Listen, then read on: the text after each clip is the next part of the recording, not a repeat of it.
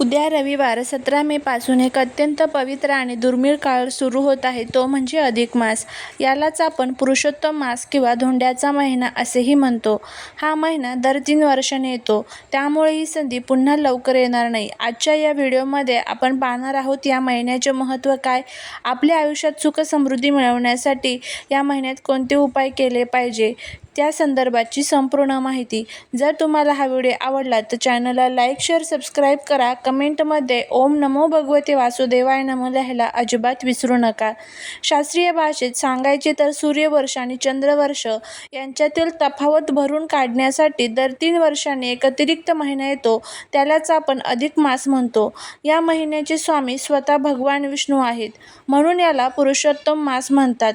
या काळात केलेले स्मरण, दान आणि पूजा हजारो पटीने फलदायी ठरते. या पवित्र महिन्यात खालील गोष्टी करणे अत्यंत शुभ मानले जाते.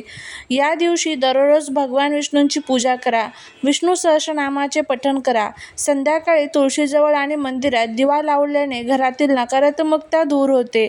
अधिक मासात दानाला अनन्यसाधारण महत्त्व आहे. विशेषतः अनारसे किंवा बतासे दान करण्याची पद्धत आहे. ओम नमो भगवते वासुदेवाय या मंत्राचा जमेल तितक्या वेळेस जप करा. या महिन्यात काय करावे आणि काय टाळावे? हा महिना पूर्णपणे भक्तीचा आहे, त्यामुळे मंगळ कार्य टाळावी, तामसिक आहार घेणे टाळावे. उद्या रविवार 17 मे पासून सुरू होणाऱ्या पुरुषोत्तम मासाचा आपल्याला पूर्ण लाभ घ्यायचा आहे. उद्या घराची स्वच्छता आपल्याला करायची आहे. भगवान विष्णूंची आपण ज्या ठिकाणी पूजा करतो त्या ठिकाणी व्यवस्थित स्वच्छता करून घ्यायची आहे. त्यामुळे शनिवारी उद्या अमावस्या आहे आणि अमावस्येच्या दिवशी व्यवस्थित स्वच्छता करा आणि रविवारी अधिक मासाची सुरुवात होणार आहे. घराच्या मुख्य दरवाजावर तोरण लावा आणि उंबरठ्याची पूजा करा. उद्या संध्याकाळी किंवा रविवारी सकाळी देवासमोर बसून संकल्प करा, मी या पूर्ण महिन्यात भगवान विष्णूंची भक्ती करेन, नामस्मरण करेल असा मानस व्यक्त केल्याने व्रताचे पूर्ण फळ मिळते. अधिक मासात दीपदानाला खूप महत्त्व आहे. उद्यापासून दररोज संध्याकाळी तुळशीजवळ गाईच्या तुपाचा दिवा लावा. शक्य असल्यास घराच्या मुख्य प्रवेशद्वाराच्या दोन्ही बाजूंना दिवे लावा. यामुळे घरातील दारिद्र्य दूर होण्यास मदत होते. अधिक मासात 33 या आकड्याला विशेष महत्त्व आहे. उद्या तुम्ही काही गोष्टी आवर्जून करू शकता आणि त्याचं नियोजन करा. अनारसे किंवा बतासे दान करण्याची पद्धत आहे. फळंसुद्धा दान करू शकता. हे दान ब्राह्मण, गरजू व्यक्ती किंवा मंदिरात करू शकता. त्याचबरोबर पिंपळाच्या झाडाची पूजा करा. झाडांमध्ये भगवान विष्णूंचा वास आहे, यामुळे पितृदोष, ग्रहदोष दूर होण्यासाठी मदत होते. अधिक मासाच्या सुरुवातीला तांदूळ, दूध किंवा पांढरी मिठाई दान करणे शुभ मानले जाते. यामुळे जीवनात शांतता आणि समृद्धी येते. हा महिना भक्तीचा आहे, त्यामुळे या काळात कोणाशीही वाद घालू नका, खोटे बोलू नका आणि सात्विक आहार घेण्याचा प्रयत्न करा. अधिक मासात सूर्योदयापूर्वी उठण्याला खूप महत्त्व आहे. उद्या सकाळी लवकर उठून स्नान करावे. शक्य असल्यास स्नानाच्या पाण्यात थोडे गंगाजल किंवा तुळशीची पाने टाकावीत.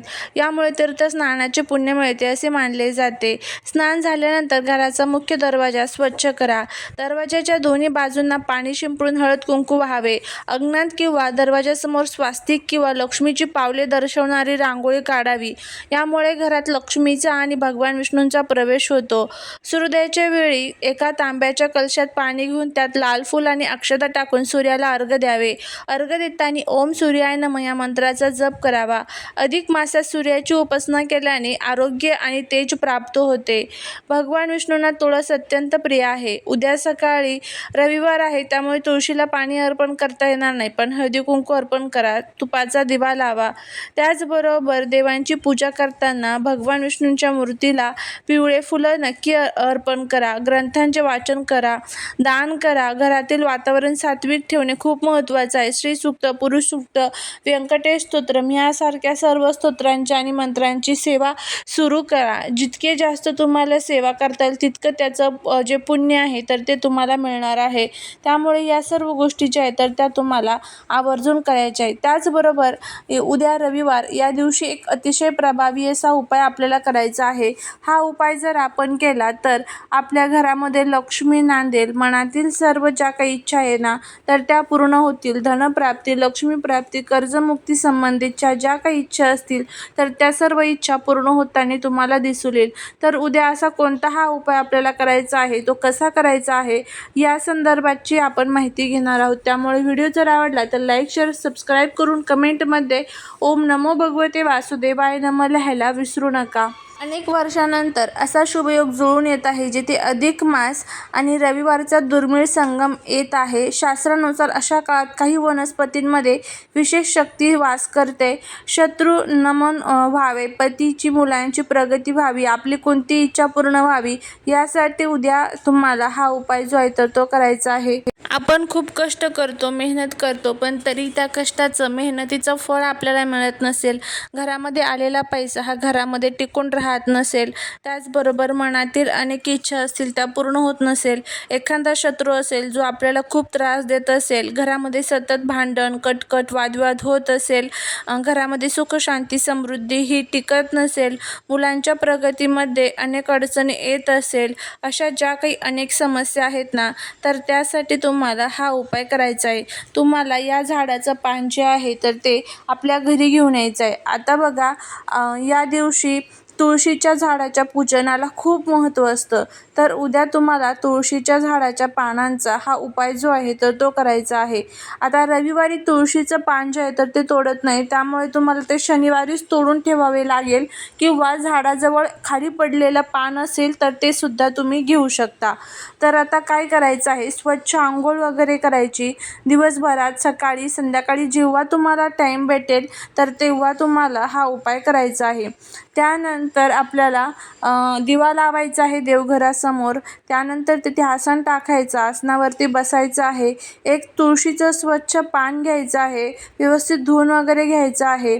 त्यावरती तुम्हाला कुंकवाने श्री हा शब्द लिहायचा आहे. हे पान भगवान विष्णूंच्या चरणांवरती अर्पण करायचं आहे आणि विष्णू सहस्रनामावलीचं पठण करायचं आहे. विष्णू सहस्रनामावलीमध्ये भगवान विष्णूंची 1000 नावे दिलेली आहेत. म्हणजे हे एकच पान आपल्या हातामध्ये घ्यायचं, ते पहिलं भगवान विष्णूंचं नाव वाचायचं, हे पान भगवान विष्णूंच्या चरणी अर्पण करायचं, परत तेच पान उचलायचं, भगवान विष्णूंचं दुसरं नाव वाचायचं, ते पान परत भगवान विष्णूंच्या चरणी अर्पण करायचं. असं 1000 वेळेस हे पान भगवान विष्णूंच्या चरणी आपल्याला अर्पण करायचं आहे. त्यानंतर तुमची जी काही इच्छा असेल ती इच्छा भगवान विष्णूंना सांगायची आहे. फोटो असेल, मूर्ती असेल चालेल, तिथे तुम्ही अर्पण करू शकता. त्यानंतर आपल्याला हे जे पान आहे तर हे एका लाल कलरच्या कपड्यामध्ये बांधायचं आहे. याची पोटली तयार करायची, त्याला धूप, दीप, अगरबत्ती दाखवायची आहे आणि आपल्या पॉकेटमध्ये आपल्याला हे पान जे आहे तर ते ठेवायचं आहे. यामुळे आपल्या घरामध्ये पैशांच्या संदर्भात ज्या काही अडचणी असेल तर त्या दूर होतात. आपण जी काही इच्छा व्यक्त केलेली असेल त्या इच्छा पूर्ण करण्यासाठी अर्थात कष्टाला पर्याय नसतो, पण आपल्या कष्टाला नशिबाची साथ मिळवून देण्याचं काम हे भगवान विष्णू करत असतात. असा हा आपल्याला उपाय जो आहे तर तो या दिवशी करायचा आहे. अगदी साधा सोपा हा उपाय आहे. तुम्ही करून बघा, तुम्हाला याचा खूप चांगला फायदा जो आहे तर तो बघायला मिळेल. झालेली सेवा ही महाराजांच्या चरणी रुजू करते. जर हा व्हिडिओ आवडला तर लाईक, शेअर, सबस्क्राईब करा. भेटूया पुढच्या एका छानशा नवीन व्हिडिओत एका नवीन माहितीसोबत. तोपर्यंत सर्वांना श्री स्वामी समर्थ.